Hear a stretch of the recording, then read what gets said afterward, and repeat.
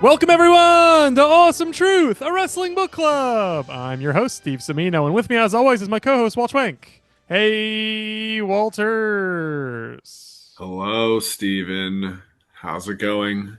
My friend, it is going very well. We are back on Awesome Truth, Walt, and we're on the road to WrestleMania still, right? When is WrestleMania this year? I actually don't. I was going to look this up before we start talking. If I'm not away for it, then you're away for it. But I think it's in like 2 or 3 weeks. It's Three actually weeks. right before I'm going to be going on vacation, so I think we'll both. I think we're actually both going to be home for it. Weirdly enough, in the States. So hooray! I guess. Yeah. Who cares? Doesn't matter at all. Yeah. But it is Oh, confirmation that we are on the road to WrestleMania, and we are not talking about a WrestleMania specific subject today, Walt. But the subject of this documentary, certainly seems like he likes WrestleMania and all WWE events very, very, very much. I imagine he'll be there because it seems like he goes to everything. He seems like a WrestleMania guy, right? he likes much more than just WrestleMania, which but we'll he's get into. but he certainly, if he had to cheat, I imagine he seems like it's his number one best day of the year. Seems like it probably is Mania. Yeah, a little too much. Yes, of course. I'm talking about Superfan, the story of Vladimir, which is a documentary on Peacock, a WWE Network documentary about one of WWE's biggest fans. It has been out for a little while now. Well, we sort of circled it as a potential option for a little bit. And now we watched it, partially to kill some time and kick the can down the road for vacations and such. Also because I think we were intrigued, like, what is this? What is this documentary? This is not, the typical subject matter. And it is definitely an interesting 37 minutes. It went routes and ways and touched on subjects I had not expected to touch on. Yeah, it was between this and like some other typical WWE I network think some fodder. Taker Kane shit, maybe, which we'll probably end up Which doing anyway in 2 months. if I think we had like a whole like quarter dedicated to Taker like Yeah, there's so supplemental little. content. There's very little to say at this point about those two gentlemen, but Yeah. Vladimir is a new thing. This is something a little different. Yeah, it was interesting to like on paper to talk about it. Now, when I first clicked into like the Superfan doc, I'm like, oh, is it going to be the straw hat guy or the fake diesel guy? Yeah, or Brock Uh, Lesnar guy, or yeah, clown guy. Like, I actually, most of these super fans seem like they suck. I will say they seem like they picked a like the most decent person among them. The least self promoting, the least annoying. So in that sense, I like that they chose this guy of the various guys we're aware of. but I also didn't know this was a guy. Does that make me a bad fan, or does that mean like every He's like maybe he's just not that like as well known as we all give credence to? he But seems like, like he's the '80s were seemed to be his decade of prominence, right? Where like he was like the guy back then. I mean, there's that one clip they keep showing of Piper pulling him onto the apron to announce that Hulk Hogan is his tag partner. Yeah, Like, I don't even know when, 86, 87 or something like that. So, some seemingly, yeah. I mean, that seemed to be a pretty big moment as a fan and in programming and kayfabe.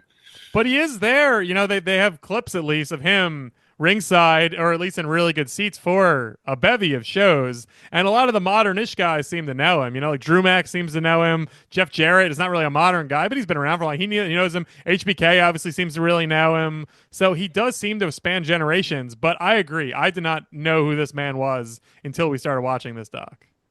Like, I don't doubt that he's at the, yeah, I mean, like, it's one of those things where WWE has a camera around at all times. And, like, there's certainly not lack of photographic and video evidence that this guy was truly ringside for all these events. Yes.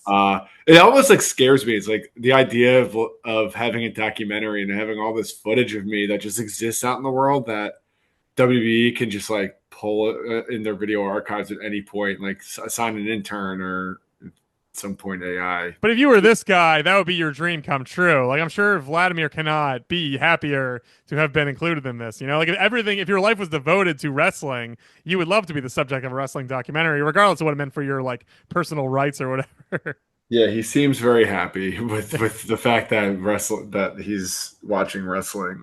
Yeah. So, We but should talk about this though, right? Like it's just I thought it was going to be I don't know what your expectations were. I thought it was going to be a very puff PC, guy throughout history, wrestling history occurs and Vladimir is always in the background like cheering or whatever. And instead it becomes this very intimate, very sad story.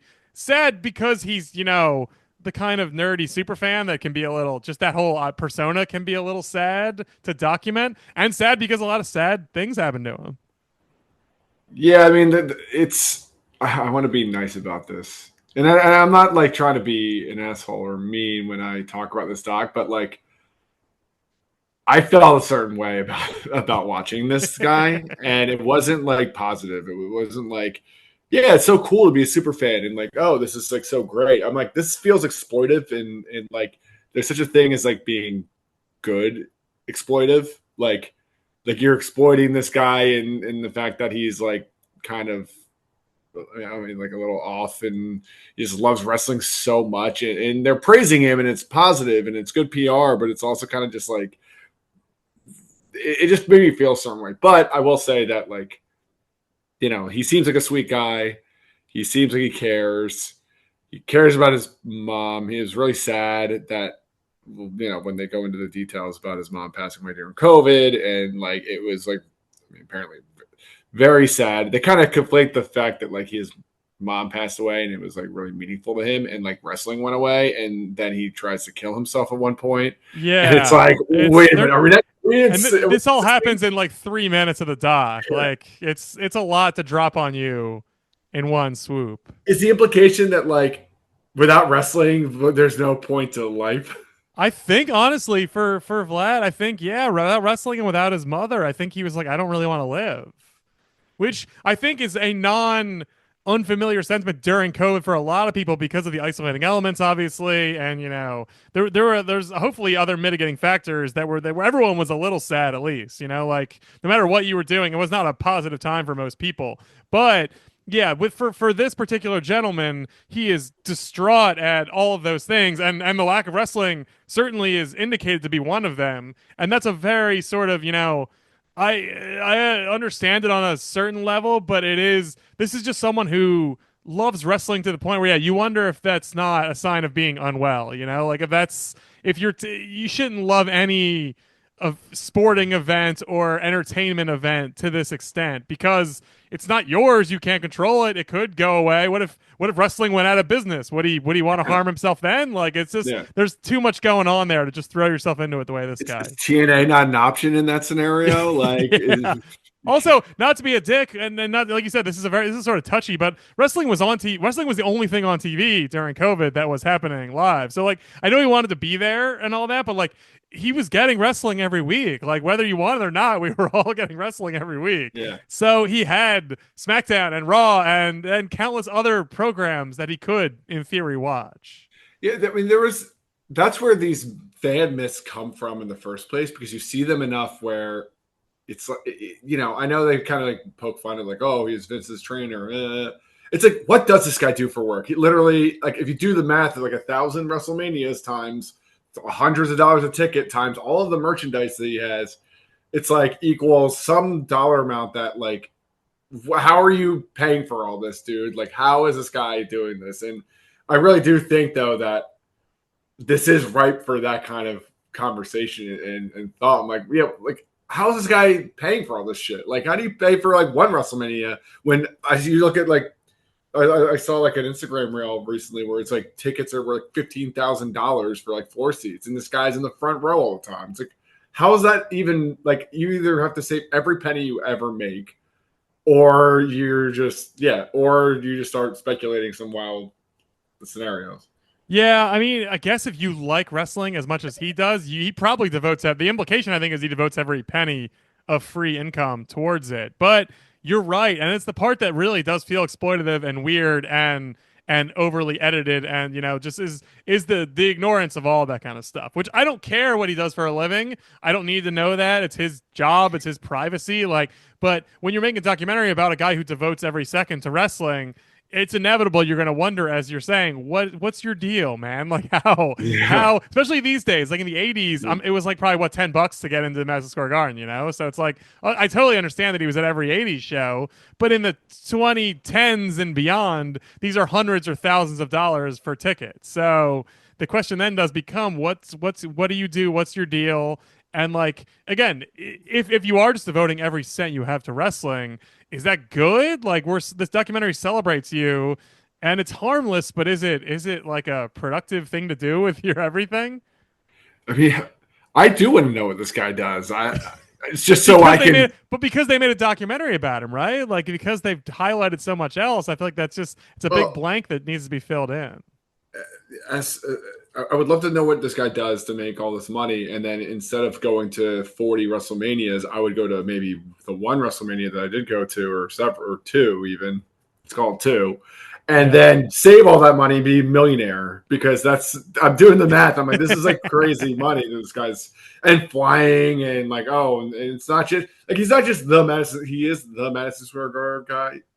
Madison Square. Madison. You've always wanted to square Marvin. Wow, I can't even say Madison Square Garden guy. Yeah, I always dream of Is that a scoring. Rush Hour 2 reference That is a inadvertently from you? million percent a Rush Hour 2 reference. Hey, I like Snoopy too, man. But my point is like, this guy's not just in New York. He's all over the Eastern Seaboard.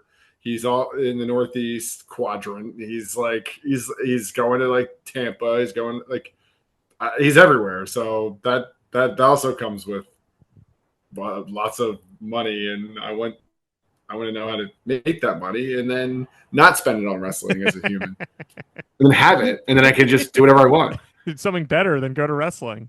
Right. But I will say this as I was watching this, and again, this is short and that's good. It's succinct, like even though it raises some questions, like it's the kind of thing that in theory I'm happy that they're making because otherwise, as we sort of said, it's all just stories about wrestlers, the same ones you've heard at this point on other podcasts or other documentaries or in books or like there's just so many stories and they've seemed like they've tapped out so many of them. So on one hand, I'm like, great, like something a little different off the beaten path. Like, don't know this guy, don't know anything about him, but at the same time, I'm like, are you guys capable of telling this story properly? Like, is WWE Network Productions capable or WWE document whatever that wing is called, WWE Network Documentaries?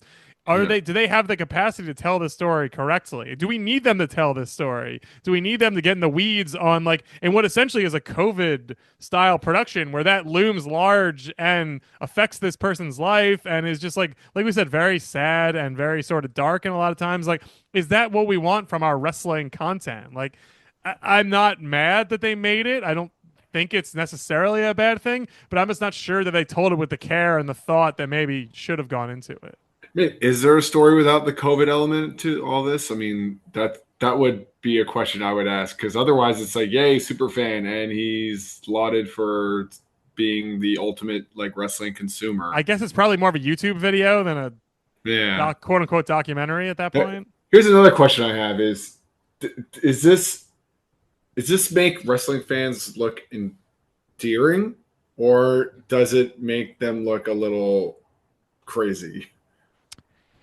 It definitely I think it makes them look benign. Like I think it's pretty clear that Vlad and his friend, who's also his Charlie, is that his name? His super fan friend. Yeah, I think so.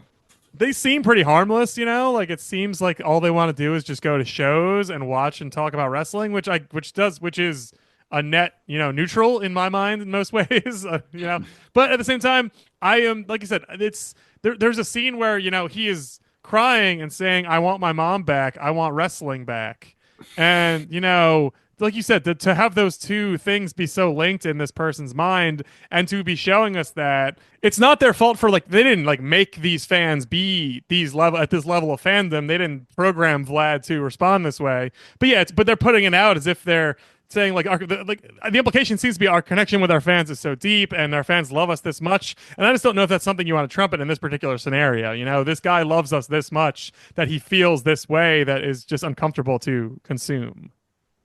Yeah, I mean, because like most things are escapism, and it's not like I need to like wrestling is the same as sports, is the same as Or like Marvel movies. movies, yeah. Like if you like Yeah, Marvel movies and they delay Captain America, you hopefully don't think about jumping off a bridge. You're like, oh, this yeah, sucks, but I guess I'll watch. And I know it's different because the live, element and the friend and like the connection again. People lost during COVID who wanted and needed that level of human interaction. I feel for them. That was hard for a lot of people. But yeah, yeah. but But it wasn't this specific level of hard for this sort of very unique reason. that said, it wasn't like when COVID happened and I was at Marvel, we did all these like video pieces of Robert Downey Jr. like gifting a super fan with like a plaque and saying, "Oh my God, you mean so much to us. Thank you for coming and spending all this money on Marvel movies." Yeah, or like sorry you couldn't go to Comic-Con, which is sort of a comparable thing. Like Yeah, it sorry is. like all your nerd events, your Wizard World and Comic-Con went away.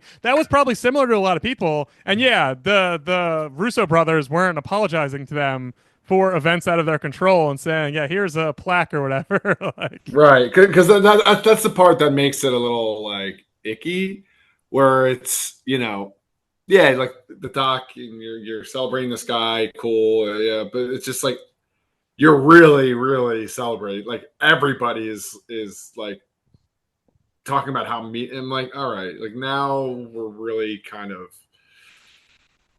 it's like the wrong message we're sending, right? It's like, oh, if you're like this crazy devout to our religion of wrestling, you like all of your worries and all of your pain will go away. Like that's kind of like the vibe I'm getting at some parts of this. I'm like, I don't agree with that. yeah, and they shouldn't be they shouldn't be saying to him, "Hey, it's all gonna be okay someday. Like wrestling will be back to make you." They maybe should be saying like, "Hey, this is a good time to divest from wrestling." As like as your only outlet for emotional support and fun and excitement. Perhaps Yeah, you need something else in your life, especially these days, because we can't yeah. guarantee you that there will be wrestling anytime soon and for you to watch and stand and look at. And that's the other part where I say it's exploitive too, where it's like, would fake Diesel I have produced the same level Fake of Diesel meaning the joy. guy from ECW ringside, right?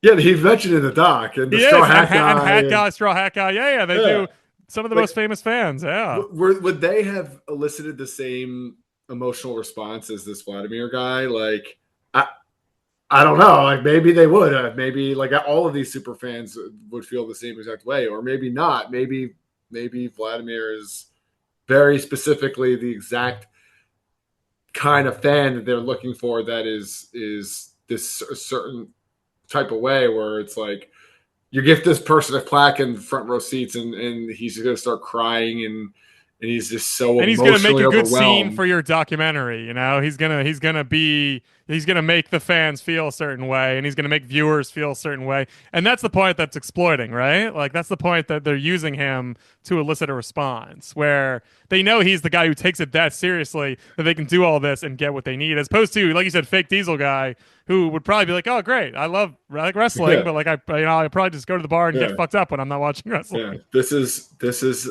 objectively nice. Yeah. It's like, yeah, well, you don't want that for your documentary about how great wrestling is.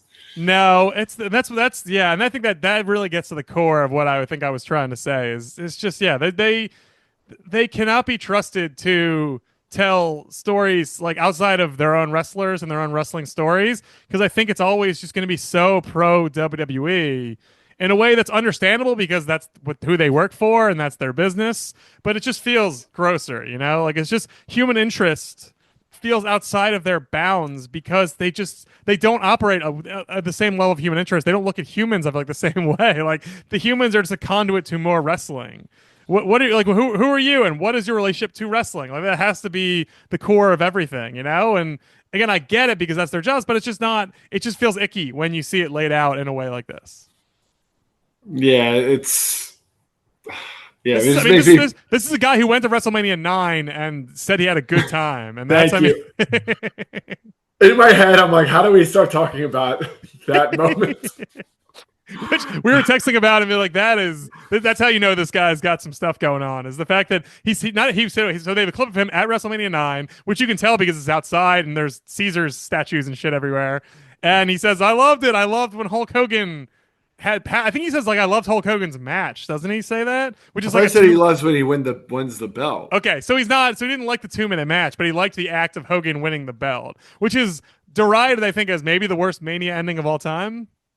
Oh, I mean, It's got to be I, top two or three, right, of the worst. around the one where Vince and Austin turn heel Yeah, and yada yada yada. yeah. It's on the short list of really bad endings, and Vlad is there saying how much fun he's having and seems like genuinely enthused. It's like So that's we need one person in this crowd to be pro Hogan in this case, and we found that one person in a tank top again. that's right. I will say he is really jacked though. Like that's I mean, you got to give him respect for that. He's huge. He's like as tall as Drew Mac too. He's a giant man.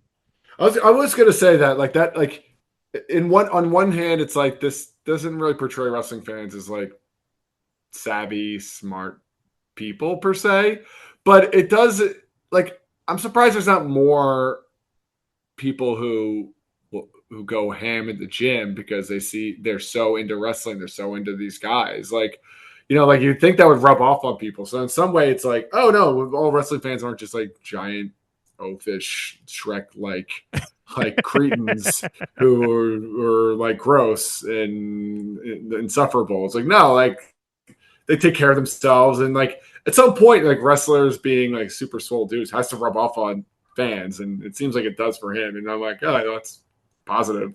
It's a positive thing, I think. Yeah, he seems like that's another thing he had going for him. I think. He exercised, I presume, to stay that large, so that's good. Exercise is good. Yeah, I mean, he looked good. He looked shredded in those tanks, so good for Yeah, him. and like the part of the doc I did like, and I wish this could have been like you said. I understand the COVID thing because that's really the moral crux of why this exists as a 40-minute documentary. But I like the part where you see Bruce Pritchard and people who from the past who are openly just like they sort of explain why they took notice of this guy and how no one knew what he was, and I sort of wish that had been I wish that this maybe had been a documentary about super fans plural, Yeah. and it wasn't about this one guy who has had a really rough couple years, but instead it's like who are these people who come to these shows over and over again and what's their deal, and like how do we as fans, regular fans at home, how do we learn who they are, how do the wrestlers and the promoters and everybody sort of pick up, week over week, month over month, year over year, who these guys are and what their deal is. I think that's interesting. Like, I like that. And then you're not really getting into the nuts and bolts of their existence. You're just talking about the fact that they're at wrestling shows a lot and people piece together, who they are over the course of time. Yeah, right. I mean, like I would like to know more about why mid '90s Shawn Michaels, a notorious like nightmare of the locker room Piece of cancer, shit. yeah, was like drawn to this fan and like went out of his way to like do that. And they kind of touch upon it a little bit, but I mean, I think the psychological elements of this, to your point earlier, it's WWE is probably not equipped to dissect those kinds of themes or ideas in a tactful or meaningful way, but they sure as shit can take this story and make it into one giant propaganda machine, Yeah. which they did very well here. So, good for that. But yeah, hopefully in the future, if they do stuff like I said, I want them to keep going off the beaten path so we can have different types of things to watch and discuss on this show, or as just fans watching some casual entertainment. I like variety in my options, but maybe they should stick to surface level. Maybe they should not probe too deeply into these seamy underbellies or darker elements of human lives, and instead just talk about, hey, isn't wrestling great? Y'all like wrestling. Don't worry about anything else. You don't need to know what they do day to day or where their money comes from or what family members have recently passed away. Instead, Yeah. we can just talk about why do y'all like Yeah. wrestling so much? What do they do? Who cares? They're Doesn't matter. Do not look behind the veil, please. they're at their show, so that's all that matters. Yeah. They didn't miss that show. Yeah, I could not help but think when at the end when like Stephanie and Triple H are talking to Vlad, like I'm like on one hand it's nice that Stephanie's like sorry about your mother passing, and I'm like that's good. I appreciate that she it's not a given I think that she would take the time to actually give a shit about anything besides shaking his hand and saying like thanks for coming. So I was like okay, that's a human to human response there. But then they give him the belt plate and he has an accent and they're talking and I'm like are they even listening to like is this a real conversation or is this a conversation because there's a camera there, and almost certainly the latter. And at that point I'm just like I don't like this, I know he's like having the best day of his life, but as a viewer, I don't need more of this at this point. Yeah, I mean, the fact that they made a plaque at all. I was It's a funny nice plaque. I mean, it looks shiny, and I'm sure it's I'm sure it's literally his prized possession. But but also like this isn't like the Warrior Award where like, oh, we're gonna do this year over year, and this is like a dedication to like kids or people who are doing good shit. It's like, oh, this is a thing we made once just for the sake of this documentary. Like that's Yeah, what I get. exactly. This is just some Who guy, and we're honoring him as like you're the best guy who's the second recipient of this? of the Vlad Award for like person who comes to lots of shows Yeah. for some reason. Right. Yeah. It's like one of those like punch tickets. It's like, oh, you go to your 35th WrestleMania, you get a plaque. Like, cool, I think. That would be better because objectively, I'm like, okay, good. If that's the rule, that's a rule now. Like great, good for all them. Prove you went to 35 and get a belt plaque. Right. Yeah. So that's probably, yeah, you're probably right. A little icky. A little Yeah, icky. it's all kind of icky. Like what's your final thought on this? Like, did you like it? Like, was it a good departure? Do you think, or would you rather have just sat through some dumb wrestling theme stuff? I'm glad we watched it. I'm glad that we had this discussion because it's different and novel and I think interesting. But it does kind of help us. Like, there's a lot of thoughts I have about this because I am a fan. You are a fan to a certain degree, and then there's like that level of fandom, and it's compounded with the fact that like the WWE media machine and promotion machine at its best here. I mean, when I say best, it's in air quotes. And also too, just the idea of like the production machine always on, like pulling from like sporadic clips of Madison Square Garden show throughout the 80s and 90s. Like, yeah, we got you covered. Oh, we can make this doc. We have all of that footage. Him hugging Shawn Michaels in the crowd. So it's like, so it's interesting to see something done like this that is not actually about a wrestler at all, which is, made for a good conversation. But like, I'm not going to tell friend of the show, Chris Holcomb, to go watch this tomorrow. As like the prototypical wrestling normie, right? Yeah, No, exactly. I wouldn't tell anyone to watch this, but like you said, it's a fascinating sort of curio for a wrestling book club / documentary podcast because it does a lot of things we've asked them to do. Like you said, like we've talked so many times about their wealth of footage and how like that Holy Grail documentary we watched a while ago, like what a good use of footage that is just sitting around, and so in theory, what a good use of footage. Find every clip with Vlad in it, but then it's like the Pandora's box, like okay, well if we're gonna dig into Vlad, you get ready for what comes with that, like Yeah, if we're you going want to learn about this guy now. through our prism, which is not the best prism. So, Yeah.